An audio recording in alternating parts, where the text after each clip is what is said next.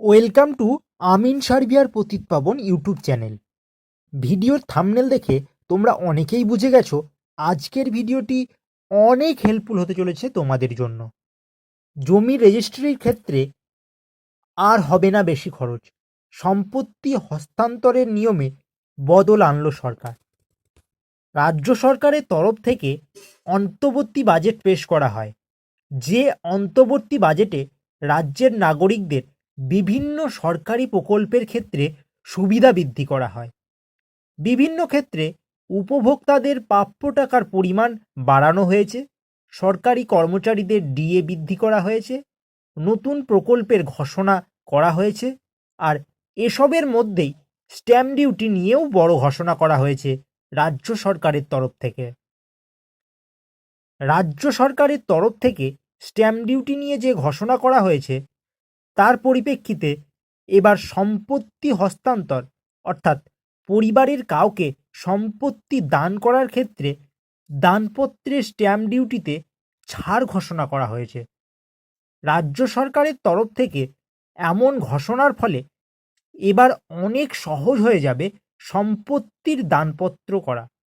সম্পত্তির দানপত্র করার ক্ষেত্রে এবার অনেক খরচ কম হবে। আগে যে নিয়ম ছিল সেই নিয়ম অনুযায়ী পরিবারের সদস্যদের সম্পত্তির দানপত্রের রেজিস্ট্রেশনের জন্য সম্পত্তির মূল্যের 0.5% হারে স্ট্যাম্প ডিউটি দিতে হতো, কিন্তু এই নিয়ম অনুযায়ী খরচ অনেকটাই পড়ে যেত। এবার সরকারি তরফ থেকে এই নিয়ম তুলে নেওয়া হলো এবং নতুন যে নিয়মের কথা বলা হয়েছে তাতে এখন স্ট্যাম্প ডিউটি হিসাবে সর্বোচ্চ 1,000 টাকা দিতে হবে।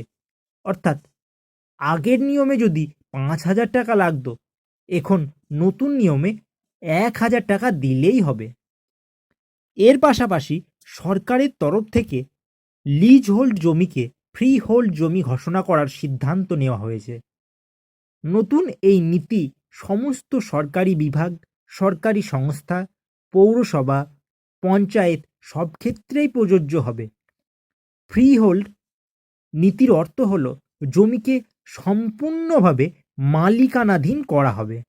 এই নীতির ফলে যারা জমি পাচ্ছেন অর্থাৎ জমি প্রাপকদের অনেক সুবিধা বাড়বে। এর জন্য একটি পোর্টাল চালু করা হবে এবং সেই পোর্টালের মাধ্যমে প্রাপকদের সুবিধা দেওয়া হবে ও স্বচ্ছতা বজায় রাখা হবে। বাজেটে জানিয়ে দেওয়া হয়েছে কিভাবে লিজ হোল্ড জমিকে ফ্রি হোল্ড করা যাবে। এ বিষয়ে জানানো হয়েছে লিজ হোল্ড জমিকে ফ্রি হোল্ড করার জন্য জমি প্রাপকদের সরকারকে নির্দিষ্ট করে দেওয়া একটি অর্থ দিতে হবে। এছাড়াও রাজ্যের যে সকল লাক্সারি হোটেল রেস্টুরেন্ট রয়েছে তাদের মালিকদের লাক্সারি কর থেকে মুক্তি দেওয়ার জন্য প্রস্তাব দিয়েছে অর্থমন্ত্রী চন্দ্রিমা ভট্টাচার্য।